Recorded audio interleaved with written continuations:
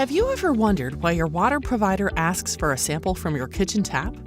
Today we're breaking down what lead and copper sampling is, why it matters, and what you can do to keep your drinking water safe.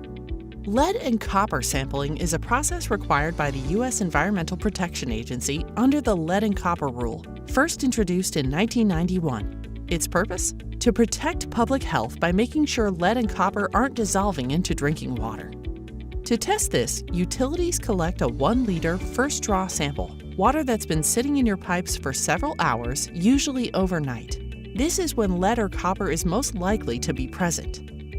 These samples are then analyzed at an accredited lab, and the results are reported to the Texas Commission on Environmental Quality.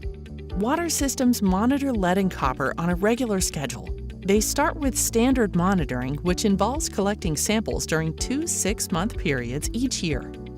If a system meets all requirements consistently, it may move to reduced monitoring, where sampling happens as rarely as once every 3 years, depending on system size and performance. Lead and copper don't usually come from the water source. They come from your plumbing. Lead can enter water when older pipes, solder, or brass fixtures corrode. In Texas, plumbing containing lead was banned in 1988, so homes built before that date are more likely to have materials that can release lead. When water sits in pipes for several hours, lead can dissolve into it, making the first water you use in the morning more likely to contain higher levels. Water utilities play a key role in preventing lead and copper from leaching into drinking water through a process called corrosion control. Corrosion control treatment adjusts the chemistry of the water so that it works with the pipes, not against them.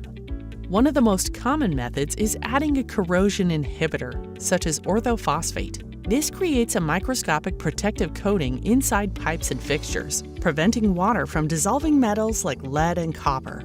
Utilities may also adjust the pH and alkalinity of the water.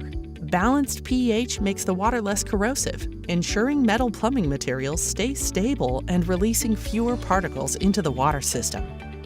Corrosion control is one of the most effective long-term strategies for protecting public health. It reduces the risk of elevated metals at the tap and helps maintain safe, reliable drinking water for the entire community. Lead and copper sampling plays a crucial role in keeping our water safe, and your participation helps ensure the entire community stays protected. For more information, reach out to your local water provider or visit epa.gov.